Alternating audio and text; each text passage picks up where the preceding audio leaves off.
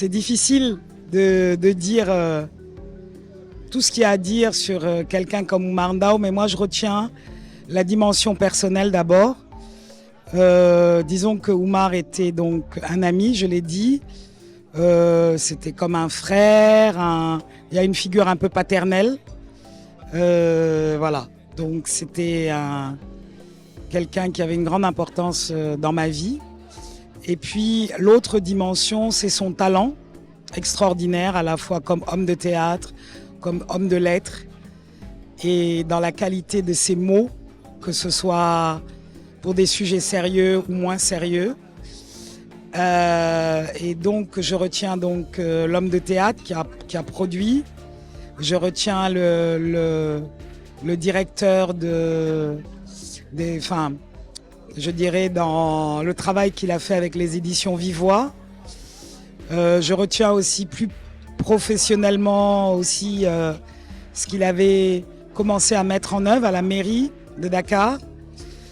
Et puis nous on a travaillé ensemble pendant quelques années dans la formation où il apportait donc une dimension très culturelle au travail que je faisais. Donc je trouve que c'est très important cet hommage parce qu'il faut que la plupart des gens connaissent l'œuvre d'Oumar, connaissent la personne qu'il était et ce qu'il nous laisse en termes d'héritage. Je pense que dans tous les témoignages, vous avez dû avoir un petit peu le même son de cloche. Il est très difficile de résumer Oumar en une seule chose. C'était une âme tellement pleine, belle et vivante. Je sais pas trop comment l'exprimer autrement. Mais il nous manque tous les jours et on est sûr aussi que ce qu'il nous a légué est très présent en chacun de nous. Souvent, je rigole un peu toute seule en me disant il doit me regarder de là-haut, en me disant la petite Vidia là, elle a suivi mes pas, puisque pour la petite histoire aussi, quand je suis arrivée à la ville de Dakar, c'était pour être son assistante. Et finalement, je suis devenue l'assistante de Khalifa Sall, mais au départ, quand j'ai postulé à la ville de Dakar, c'était pour devenir l'assistante d'Oumar Ndao, qui était le directeur de la culture et du tourisme. Un mois avant son décès, je l'ai rencontré vers Assekna, en ville. Je pense qu'en ce moment, il travaille avec la mairie de Dakar. Et je lui ai dit, Omar, yangi wax rek, xol ni nga sonné ñak, mu rétane. Xam nga mom il était jovial. Il était jovial. Mané ko yangi ñak di sonn di ki rek, yow da nga doon def pièces yu neex, ñuy tukki di dem fu nekk. Légui nak nga topal naan da ngay liggéey ci mairie bi rek, ñun ñoo ngi ni mënatu ñoo liggéey ak yow. Mu rétane ndeysaan.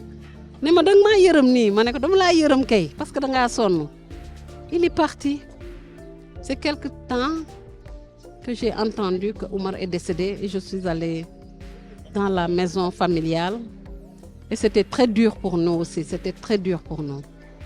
En tout cas, ce que je peux dire,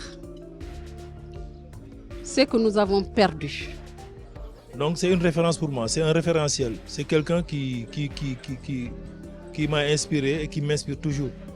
Donc c'est une personne qu'on ne peut pas oublier.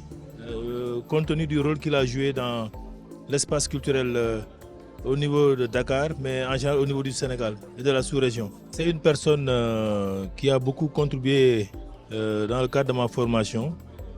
Donc quand j'étais à l'École nationale des arts et même quand je suis sorti donc, pour servir au niveau du ministère de la Culture.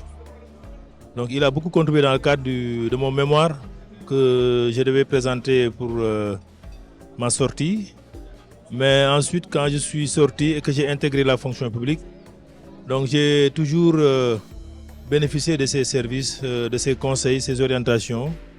Et j'ai également pu faire bénéficier de son expérience des acteurs culturels dans le cadre de formation que nous organisions souvent au niveau du centre culturel, au niveau de la maison de la culture d'Outesec.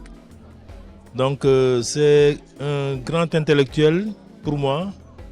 Donc, qui savait parler à toutes les catégories sociales et dans un langage très clair et très simple.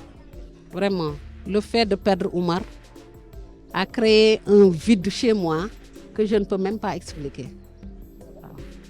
Là, j'ai envie de pleurer, mais je me bats pour ne pas pleurer.